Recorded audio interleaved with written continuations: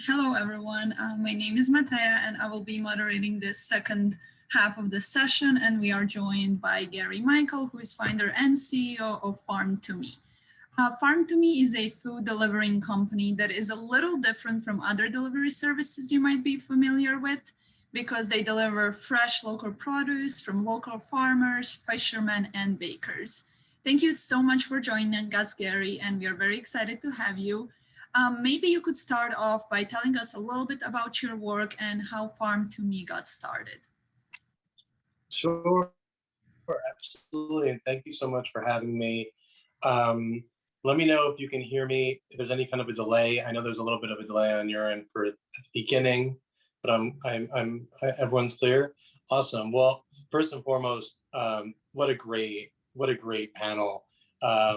That was really informative, and it was really interesting to hear. I was here basically camera off, listening to the entire thing, and talking about how large corporations can be more responsible, how investors can invest properly, and to continue to propel the climate neutral business landscape is everything that we've been about for 10 years. And so it's really great to hear folks that have been in business for even longer pivoting and coming up with great new ideas. And I wish I was able to sit in, because I feel like I really could have jumped in and participated in part of that conversation as well. But I think I'll touch on some of those points here. So Farm2Me, basically what we are is exactly what you mentioned. We are a network of small batch producers. We work with brands that are either working in underserved communities, focusing specifically on highlighting brands that are climate neutral, working on highlighting brands that are guaranteed to be regenerative, or working towards a regenerative future, all the stuff that we're talking about here. And what our model relies on is what's called a local food distribution model. It's something that I think is being discussed, and I think it's it's something that's on at least the top of our minds now. But not so long ago, when we started in 2010, only 10 years ago, nobody was really thinking about local food and local food distribution. And so, it's been our goal basically to be one of the first marketplaces and one of the first networks to, not just, bring that model back by highlighting the producers that I just mentioned, but also, doing it in a way that's tangible. And, instead of being an advocacy organization or a climate, conference, we do it by being a marketplace. And we feel like being a marketplace allows, someone like yourself to come on and physically touch products or find products. What is local food? What is local food distribution? Local food distribution really is designed in a way that builds systems that are as carbon neutral as possible, right? As close to you as possible. Creating systems where a state or a city is literally self-reliant and can live on its own business ecosystem. And also more importantly, by doing that, making food more affordable, right? You're not paying the distributor to ship. You're not paying for that that oil and that time. You don't need gas. You don't need storage facilities. So it really makes the food actually quite affordable. And so, sorry about that. And so, what that means is, at the end of the day, that means that food is now accessible to more people. It's more affordable. More people can afford it and bring it into their homes. So to all those points, that's what Farm2Me is working on. And then, where we are in 2021 is really exciting. So since you mentioned already locations, I wanted to touch up on that a little. You said that it reduces these costs and that it's making more local food accessible to local people. Are there some of the challenges that you have been facing in terms of these deliveries and creating a different supply chain, because it's not the same and it's not across the whole country? And you can always talk a little bit about where you operate as of right now. Yeah, so I think you cut out there for a quick second on my end, but I'm just going to reiterate just to make sure I'm answering this properly. So what trials and tribulations have we seen over the past 10 years as it pertains to the supply chain? and how are we solving those problems, or what kind of models are we putting in place? Okay, cool. So yeah, just a little like lesson on the past 10 years, so distribution side. So when we started in 2010, there really weren't any models for small batch production. We did have organic as kind of an industry since the 70s, but really small batch production really wasn't much of a sector. There weren't any avenues in wholesale for small batch production products. Whole Foods, for example, didn't start making that available, and most wholesale didn't make that available until 2000. So just to put that on the scale of things.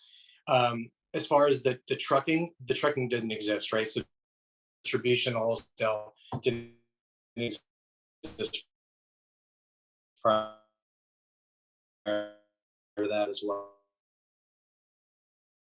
So the models that were on direct-to-consumer commerce platform, pop-up by 2015, by 2013, once the New York Times article came out about Good Eggs, which was one of the first e-commerce platforms that were doing direct-to-consumer, that really brought it mainstream. People started paying more attention, and more of those kind of direct-to-consumer marketplaces started to proliferate.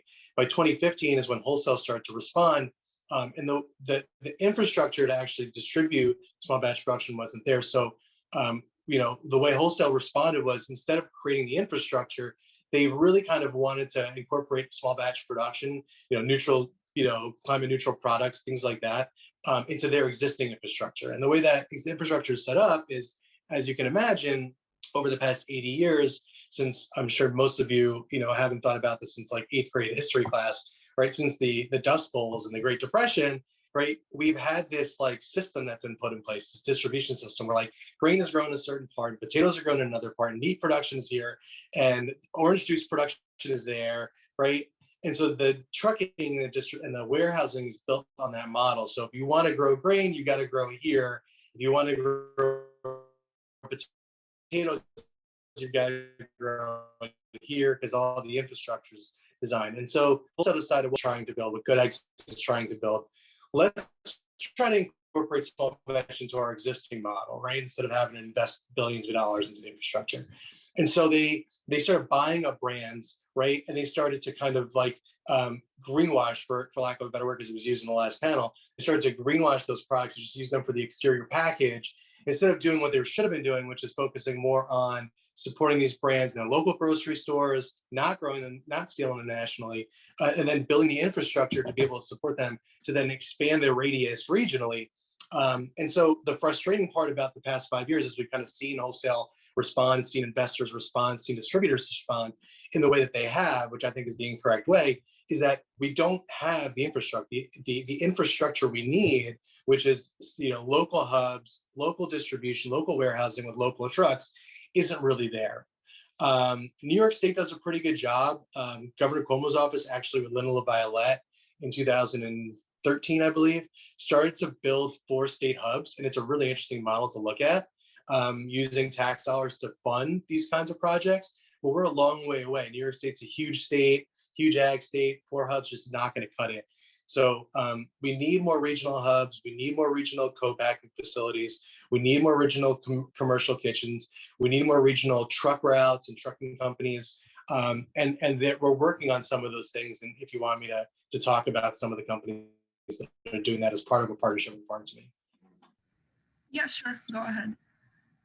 So there's certain players that are working on creating, again, the way we're doing it, a decentralized model where, instead of a national model where you're consolidating, you have these basically decentralized hubs in each region. So each city or each area of the state would have its own hub. Commercial Kitchens is a great organization doing decentralized commercial kitchens called Kitch. Their website is usekitch.com, like you would spell kitchen. There's other platforms that allow you to search for decentralized distribution, where you can actually find distributors. And the name of that organization is not running off the top of my head, but we will be on the Fartsy website later today. I'll make sure that goes up. So make sure to check that out. There's also decentralized models for warehousing, and I'll get that link up on our website as well. But the thing that really is to note is that you have to really focus on this idea of location-based commerce. You have to think about, creating systems where the building infrastructure maybe utilize co-packing, or talking about commercial kitchens, partnering with existing restaurants or hotel chains. So COVID, basically, made it very clear that, a lot of these restaurants and chains that are open have a lot of open hours that aren't being utilized right now. You can partner with those facilities.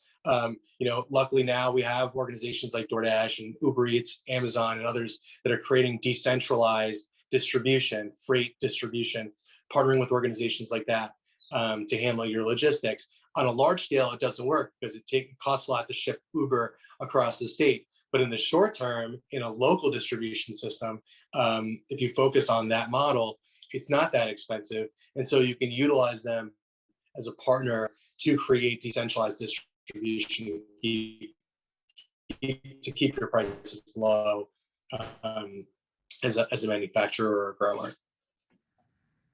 Thank you. So I have 3 more questions for you, and since we're running a little short on time, I'm trying to touch up on all of them. One being, since you deliver products from local suppliers and you're putting more emphasis on them, over the years, have you seen the change in these communities now that they are able to reach more customers through you rather than what these local farms had when they were operating on their own?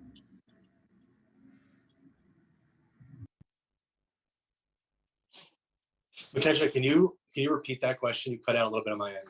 Yes. The second half of that question. Of course. So what I was asking is about these communities and these farms that you're delivering from. Suddenly now they have this platform that allows them to deliver and reach more people, more customers. Is there a change that you noticed in these communities over the years now that they have these new opportunities through you? How are communities changing? How are their opportunities changing? Yeah. So it's a very interesting question because, you would think that since wholesale opened up in 2015 to today, that the opportunities have grown. And it's a leading question, assuming that is true. So, it's partially false. And the reason it's partially false, and I want to focus on the partial part, is that the wholesale has opened up. You're not truly supporting local agriculture, right? You're not truly sourcing local. You're marketing local to get customers in, but at the end of the day, the product inside of the Bonza box or the product inside of the Epic bar, it's not the same small batch product that it was that the founders created it to be. It is now using more industrial grain or more industrial input, and an industrial small batch production food system. You need a huge amount of input in terms of ingredients. So you need an enormous amount of meat, right? You need an enormous amount of grain or an enormous amount of tomatoes or whatever it is you're using as an ingredient. And no small batch farm can provide that. And so that means that there's 2 options. One option is to create a decentralized marketplace where you put all these producers in one place. So if you're Nike or you're, Epic Bar and you want to source sustainably, you can source from 100 producers in a region, which doesn't exist, right? And that's why we're working on it at Farm to Me. So that option is out. The other option is to find, as good as you possibly get sustainable sourcing. And that means you're going to go to most likely one source that's larger, maybe a medium-sized farm whose standards may not be as good, just to make sure that you're meeting the whatever it is you're certified as, right? Organic or non-GMO. But the quality of the product goes down. And you're not supporting the local farmers. So the partnerships you have with small batch producers goes down. So in fact, under this model that we've been living in for the past 5 years, the access for small batch producers has actually gone down, unless they're willing to scale nationally and sell to a larger entity. And what's funny is, I want to touch from 2 points. What's funny is to go back to, this is where I wish I sat in the last panel. Someone mentioned earlier, I'm not sure if it was Elliot or if it was the panelists, but he mentioned that consumers drive this movement. And this movement, we made sure that the backbone of this movement was created in a way that was decentralized, that allowed for the consumers to demand the standards, right? And to demand the products that they want. And so if I were an investor, or if I were somebody who was in power in the USDA or the FDA, or sitting on top of a big distribution company or a big agriculture project like Kellogg's or General Mills, instead of greenwashing and acquiring, I would focus on listening to the consumer and supporting networks like Farm to Me, or supporting decentralized location-based wholesale marketplaces, because at the end of the day, as the last speaker said so eloquently, and I'm not a lawyer, so I'm not as eloquent.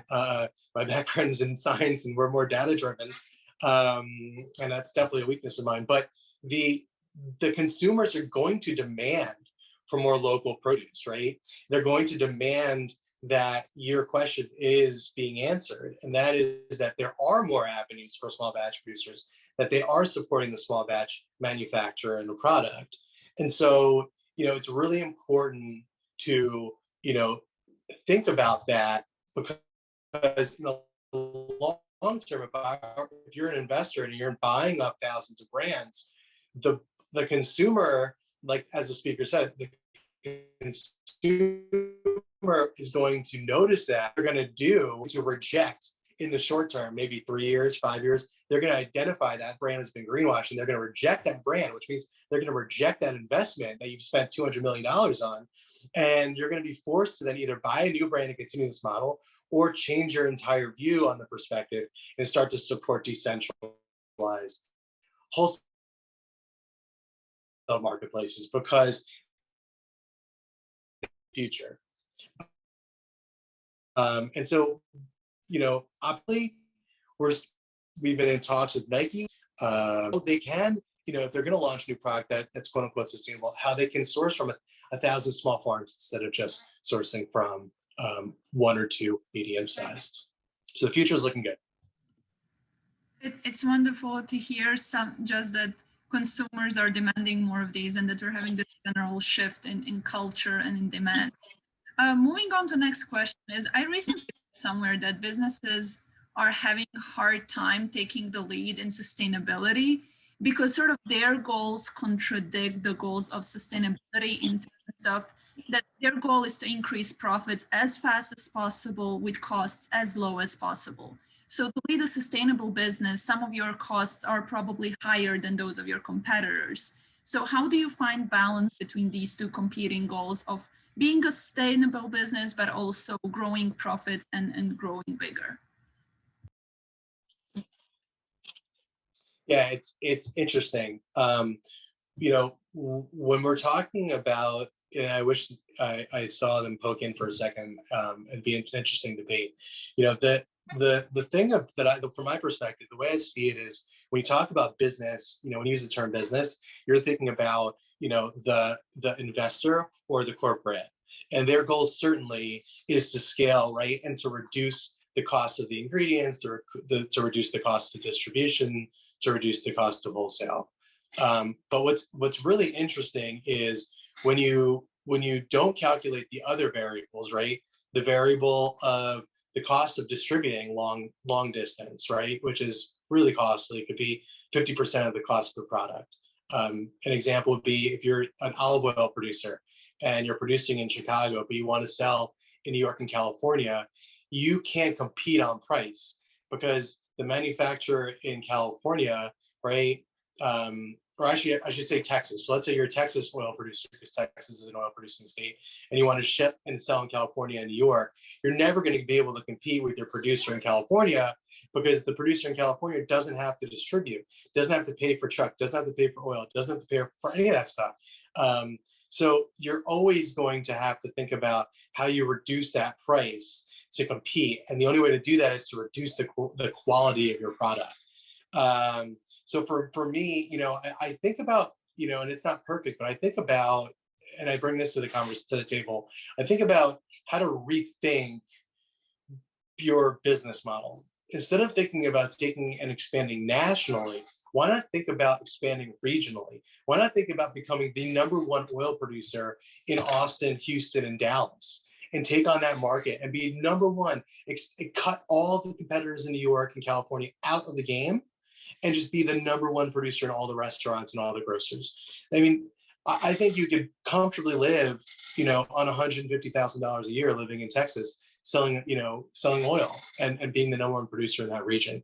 And that's really what I focus on. I think that, of course, corporate would have a different perspective on the game. Their goal oftentimes really is, like you're saying, to scale, reduce the costs. But also they're talking about exit strategies, right? They're talking about exiting out. And what I think about is not that model, not exiting out. And I want to give this as an example. Another example of a brand that's doing it right is a company called Be Raw. And no, is it Be Raw? That's a honey company. It's oh God, what's the name of the granola, the grain-free granola out of Indianapolis? They sell their brand as Warrior Mix, and you can find it in Target, you can find it in Walmart, but they are literally an independently owned brand. They've been selling grain-free granola. Think about this. They've been selling grain-free granola since 2000, I believe, and 7. And it's called Be Free, not Be Raw, Be Free, BEEFREE. And they've been selling independently since 2007. Grain-free hasn't been a sector, for us at least, until 2015. I'm sure it's on nobody's radar until 2018, 2019 probably at the earliest. And these guys have been doing it for 10 years before that. And the reason I bring them up as an example is they grew it naturally. They grew it over time. They own their own manufacturing facilities. They own 2 manufacturing facilities. They own their own distribution network. They sell to Target National. They sell to Costco National. And they did it themselves. And they did it by basically taking over the Midwest, getting that footprint, being the #1 grain-free brand. And once you have that, they don't need capital. They're a $12 million a year business. They don't need a cent from an investor. They don't need a cent from somebody who wants to take them, scale them, decrease the quality of their product, and exit them out. They're going to own it till the day they die. And now their kids are going to inherit a company. And that leads to something I wanted to touch on before we left, because they were starting to talk about it, NFTs. NFTs and QR codes are really something that I think are worth discussing. I'm not sure if it's on your list of something to discuss. So I want to kick it over to you. No, go ahead. I had one closing question, so please, we have. Cool. I'll make it fast. So it's really interesting. So NFTs are basically like stocks. You can own an NFT of something. Think of it as a piece of artwork. You own a piece of artwork, and you know the history of that artwork.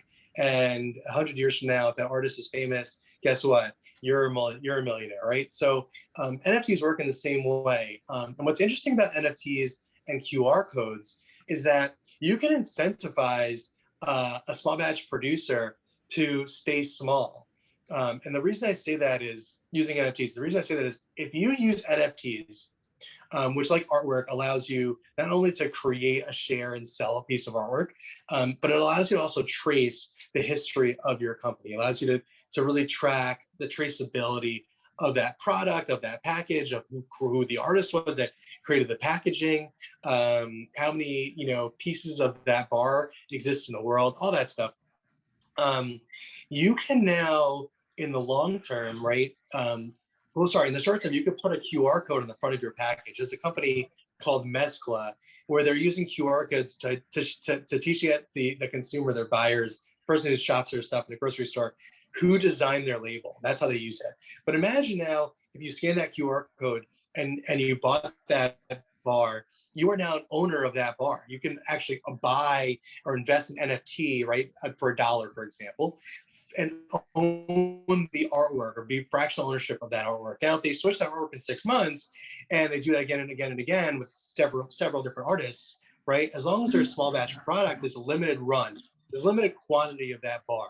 And in 100 years, if that artist is the next Picasso, as we know, a lot of the graphic designers working on small batch products are super talented folks. If they're famous one day, the owner of that bar and the folks that invested in that product as it was small batch will now be really, really wealthy. Another example of that would be Coca-Cola. Nobody collects Coca-Cola cans, but everyone wants the Coca-Cola bottle from the 1930s. Why? because it was a limited run. It was still small batch. And so what's interesting about NFTs is you can actually use the NFT as a way to incentivize the producer to stay small, to always make scale, because hey, their exit strategy is not to and hold that NFT for generations. So it's really a great way to be small batch producers and keeping us. And then also, of course, you know, to use traceability. So it's. So you cut out a lot at the very end, but thank you so much, Garry, for coming here and for speaking to us and just giving us a whole new insight in the whole food market industry and delivering and just some of the issues that you are facing. Last minute, I just have last question for you is there are many CUNY students who are trying to enter and start their small business. What is, as a leaving remark with them, one piece of advice that you would have for someone who wants to start their own business? Definitely start as soon as you can, even if you're in college or in high school. Just start your brand, buy your domain, put a landing page up. It takes a long time to get to where you want to be. You know, 10 years ago, I was you, and I was coming in from a sector that had nothing to do with food. I was in medicine. My background is in immunology and biology. And, you know, this year I'm sitting here at this conference. I was on Food Tank. You know, these are dreams I had when I first started.